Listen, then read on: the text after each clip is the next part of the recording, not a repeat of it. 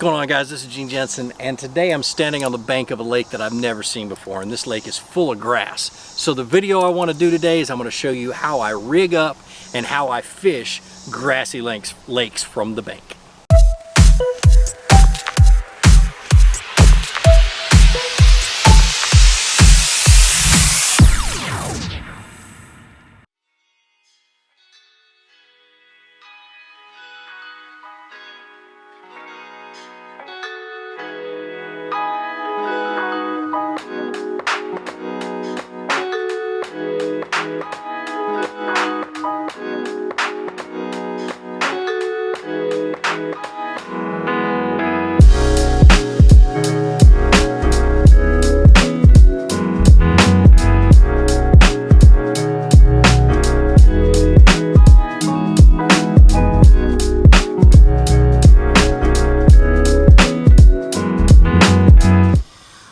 So to start off with, let's talk about rods. I always recommend you carry 3 rods, but in this video I'm going to have 4. Sometimes I carry 4, and when I'm on a new lake I always carry 4 just because I want to be able to cover a lot of different things before I figure this thing out. But this lake is full of grass, and so the rods that I'm typically going to carry is 1 spinning rod, a medium action spinning rod. Length really doesn't matter. I like the shorter ones because of the trees and stuff when I'm bank fishing. But this makes it to where you can fish the lighter stuff. We're going to get into that in a minute. A medium bait caster. I also fish weightless stuff on this. Sometimes I recommend it depending on how good you are with a bait caster. But Flukes, top water, spinner baits, buzz baits, any kind of chatter baits are really good with this. It's just a medium fast action rod. 8:1 gear ratio reel or 7:3:1. I'm really not picky about that. Then a medium heavy. This is a 7'3" medium heavy. It's the new Fate Black. By the way, any of this tackle and all this tackle is going to be listed down in the description. It's going to have my affiliate link to Tackle Warehouse to it, so you can go check them out and buy them, and I get a little bit of a cut of that purchase. But anyway, so a medium heavy, 7'6", 7:3:1 gear ratio reel. This is great for a whole bunch of stuff. Texas rigs, Texas rigs, jigs. I got a swim jig tied onto this one. And then the one that I would bring only if I'm fishing things like heavy cover, the grass gets real matted out and I want to get a heavier weight down in there. I'd throw braid on it typically, but it's got fluorocarbon on this one, but it's a heavy action 7'4" rod with an 8:1 gear ratio reel. We've got a Texas rig tied on there. Like I said, we'll talk about that in a second. But those are the 4 rods: a medium spinning, a medium bait caster, a medium heavy bait caster, and a heavy bait caster. And that's got you covered all the way across the board. 4 rods is a little difficult to carry in the woods, but if you can limit it to 3 you can, and 4 you can just get away with and have to deal with some of the issues with that 4th rod, but it's no big deal. All right, so the first rig that I want to talk about, and the first rod basically, is what am I going to use on the spinning rod. I've got 8, sometimes 10-pound test fluorocarbon on here, and it's a leader tied to 20-pound test braid. This is Seagar High Vis Smackdown. It is I tie it with a FG knot, but anyway, there's 2. One I'm always going to go with to start with, specifically but in grassy lakes or lakes that have submerged grass, is going to be a Mojo Rig or a split shot rig. And what a Mojo Rig is, and I'll leave a link right up here so you guys can go watch the video on how to fish one. And it's an old one, but it's a good one. It's basically an ultralight Carolina rig. You've got a pegged weight, 1/16 ounce, up above the hook, 6 to 8 inches. You can either do it the way I do it, which is difficult because these weights are hard to find, and I actually make my own, or you can just go buy yourself some split shot weights and pinch them on here, and the split shot weights will work just as good. A very, very small hook, a 1/0 or 2/0 worm hook. And the worm I typically use is a straight tail worm, something like a trick worm or a finesse worm. I didn't bring any of those with me today. I forgot to, or I just failed to grab the bag that had the right worms in it, and I didn't check like a dummy. So I've got a little kicking swimtail worm. A Cinco would work really good with this, but what I love about it is it fishes on top of the submerged grass. You want to try to keep your bait out of getting buried in the grass when it's submerged. So you cast it out, let it sink to the bottom, and then you can drag it through that grass. And we'll talk a little bit about those techniques here in just a minute. But this is typically what I go to first. I catch more fish in ponds bank fishing with this rig right here than anything. All right, the next rig I've got tied on, and I know a lot of my loyal fans say I never fish one of these. It's a Fluke. Jordan, zoom in on this thing. You guys may never see it in another video. I mean, he isn't the Flukemastr. I'm not lying, no. This is a Fluke. It's a super Fluke. It's by Zoom. I have it rigged on a 4/0 EWG hook. I've got about an 18 to 20 inch leader with a big giant swivel. See that big swivel right here? Zoom in real quick, Jordan. Okay, I don't know what size this is. I'll put it down in the description, but a big swivel. And then it's all fluorocarbon line, then I got it tied into the main line. It's 15-pound test fluorocarbon. This is the medium power rod. It is a, 7'3" medium fast action rod. It's what I throw flukes on. It's what I throw weightless worms on. It's a challenge to cast if you're not really good with a bait caster. You can also fish this on the medium spinning rod if needs be, but this is always what I have tied on when I want to cover the bank really quick and do a really good thorough search of the water. A Fluke is great. It comes to the grass well. It doesn't get buried in it. It's awesome. All right, so on the medium heavy rod, right now I have a swim jig tied on. Swim jig is great. It doesn't get hung up very easy. It doesn't really get buried in the grass. It's real easy to pop it loose. But a swim jig, this medium heavy is also good. I throw a chatterbait is another thing I would switch out with this thing. So either of the two is just great. Medium heavy is good for a Texas rig, specifically a lightweight Texas rig like I've got tied onto the heavy one. You know, 3/16 ounce weight, good stout hook. And if you guys haven't noticed that the common denominator, the common thing amongst all these rigs is lightweight. I want to try not to get buried up in the grass as much as I possibly can. And any heavy weights like that, unless I'm purposely trying to punch down below the grass, any heavy weights are going to get buried in that grass, and it's going to make it very difficult for you to catch fish and the fish to find your bait. So that's the common denominator, is lightweight. This is a 1/4 ounce swim jig.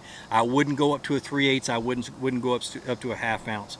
But definitely something I do. Now with the Texas rig, you know, 3/16 or 1/8 ounce weight.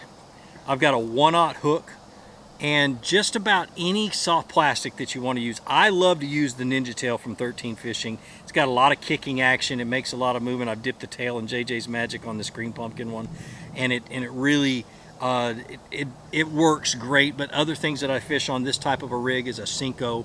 I'll fish a rage bug, so a creature bait. Any kind of soft plastic like a lizard or anything else would work great. That's where you get to have fun with. And this is one of my favorite ones to fish in the grass, just because I get to play around with different baits and figure out what's going to work. Now, one bait that I don't have tied on that you can either put on the medium or the medium heavy rod is a spinner bait. And a spinner bait's one of those that does get hung up in the grass. The blade does get caught in the grass quite a bit, but once you figure out the depth, you can really catch the snot out of them. And let me find one that I would use in this watercolor. Now with grassy lakes, a lot of times that you'll find that the watercolor is very clear because the grass filters out all the silt and things like that. So I'm going to go with some type of a clear bait, and this is a SOB Mini-Me. I've been fishing these for 100 years, it seems like. But it works really good in the grass, and it pops out, comes through the grass fairly well. But you will get tangled up a little bit more, but it does work great. And I'll try to remember to tie one of these on before the video's over. If not, don't crucify me. So, all right, let's get on the water. Let's go fishing and see if I can't catch something in this lake. I'm a little out of shape. I may not survive this day. Shut up. All right, pro tip, real quick. When you're walking in the woods with fishing rods, I learned this while I was fly fishing with 9-foot rods.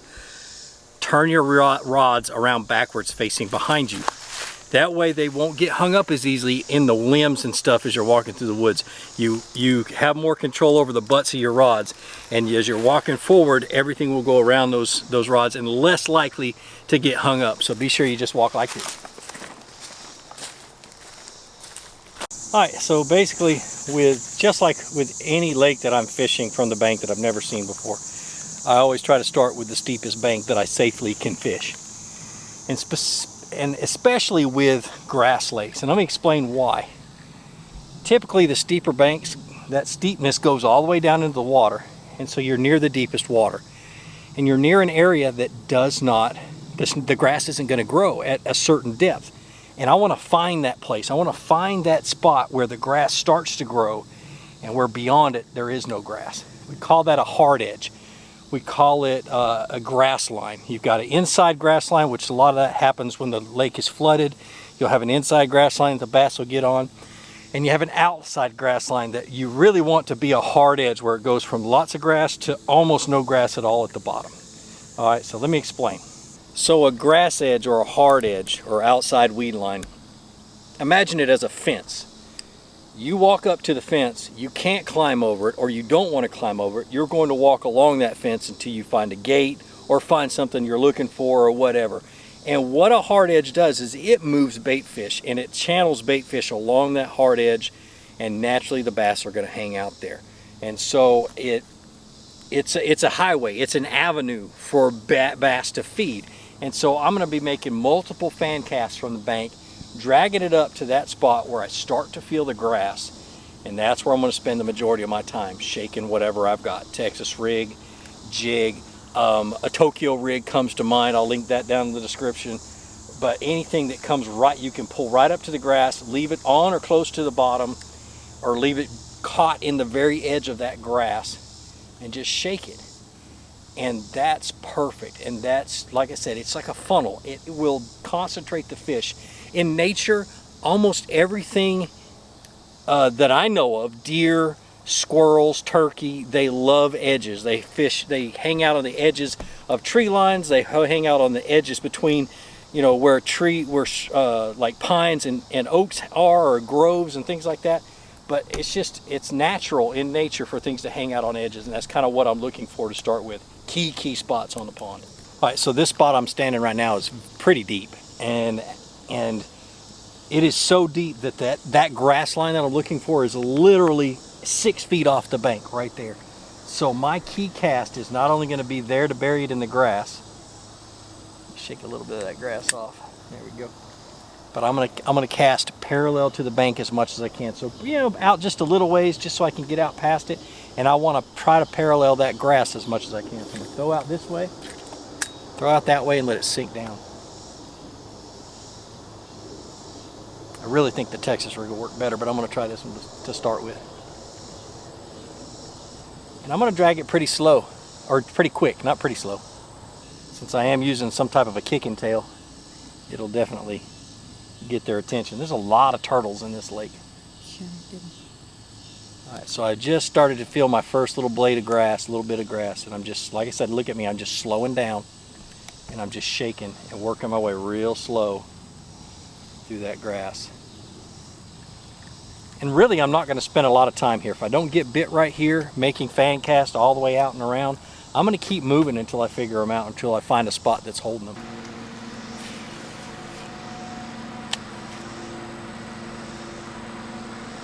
Now with the Texas rig, I do this a lot in Florida.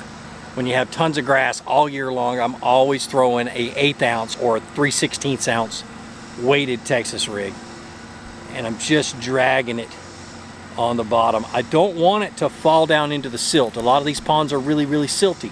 I don't want it to fall down into the silt. I want to be able to work it on top of that silt and then get it up to the grass and bring it over top of the grass without it sinking in. But I really almost always expect to catch a bass or get bit on those edges. So another thing that I always look for, and another key thing, is isolated cover or isolated vegetation. If I'm walking along the bank and I see there's no grass and I see one clump of grass, I'm gonna throw, you know, 10, 15, 20, 100 times at that grass until I'm determined, or until I know for a fact there's no fish there, because that is such a fish magnet. A tree sticking out in the grass is a fish magnet. You know, it's just one of those little things where it's just something odd or something secluded, and that isolated cover can mean the world to a bass. It's just a good place to hang out. So I read a comment this morning on one of my videos.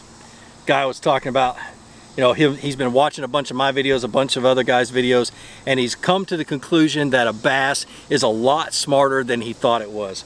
And that he really needed to you know, in his head, think about how intelligent a bass is.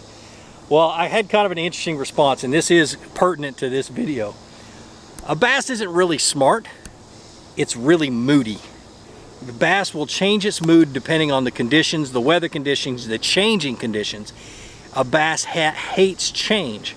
And so what I'm always trying to do, whether I'm in a boat, a kayak, fishing from the bank, or fishing from a piece of styrofoam, I'm always trying to figure out what kind of a mood the bass are in. And that's why you see me carry bottom baits and slow moving baits and moving baits, which are I call search baits, like spinner baits and swim jigs and chatter baits. I'm always trying to figure out what mood the bass are in.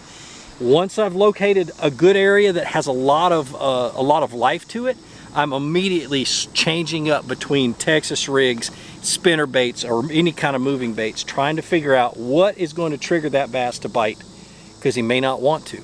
And so you got to force him sometimes. But anyway, they're really, really moody. All right, so let me talk real quick about some of the things that I look for in grass. I talked about isolated grass. I talked about grass edges. Another thing that I like to look for is patchy grass. Grass where I've got a clump here and then nothing, and a clump and nothing. Maybe a hole that's in the grass.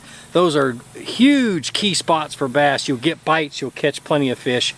Another thing is matted vegetation. Now behind me, I know you guys can't see, I'm gonna have Jordan come over here real quick. So look out here, see all that matted grass? It's all brown. I'm not concerned about what color it is on top of the water. I want to know if it's green up underneath it. Let's get back over in the shade so we can get some good lighting. First of all, matted vegetation, if the bass are under it, you're going to hear bluegill in those mats. Say you're walking along the bank and you start to hear pops, little ticks and pops that are on the surface of the grass. That's bluegill in there, and it lets me know that there's life in that mat. And I'm going to take a punch rig, which is a heavy weight. I'll leave a link to the video, and punch down into that grass and see if I can get a bite. The other thing is, what happens when you're like dragging a Texas rig or dragging a Mojo or a split shot rig and you get it hung up? How do you get it loose? Let me show you real quick. All right, so as you're dragging it along, you're gonna get grass hung on it, and it's gonna feel a little bit heavier than what it normally feels like. Simple, easy way to get it loose where you can keep fishing that cast. Drop your rod to a slack line and just a real quick double pop. Pop, pop, and it'll pop it right loose. That's why we fish those type of rigs that don't get hung in the grass very easy. They may get grass wrapped around them, but with a quick little pop, pop, that bait will pop right out of the grass. It'll shed whatever's hung on it unless the hook is exposed, and you'll be able to keep fishing it through that area. Key thing, you can do it with spinner baits, you can do it with crankbaits. It's a little bit more difficult. A bunch of different lures, but you can almost always rip that grass off by a quick little pop. You know, I love y'all, and I really want you to see me catch a fish out of this pond today, but it's 98 degrees and 90% humidity, and I'm sweating to death. Oh, man. And I'm ready to go home and get some water because I didn't bring hardly any water. And we'll come back here in another video, and I'll catch fish. But right now, I hope you learned something about catching fish, or no, we didn't catch any fish, about fishing a grass lake. And if you have any questions, leave a comment down in the description. If you haven't subscribed to my channel, be sure you subscribe. But like I always say, be sure to introduce somebody to fishing. Introduce them to my channel, let me help you teach them how to fish. More importantly, get out on the water, go out and catch some fish, and have a great day. We'll see you.